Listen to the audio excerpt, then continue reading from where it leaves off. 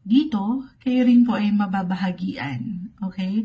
Mapapangat nyo yung balance, yung financial stability sa inyong pagsasama. Kung meron kayong hinihintay na pera, ipapasok natin yon. Siyempre pa, magko-contribute ito doon sa celebration Holiday season, the Four of Wands, ayan na.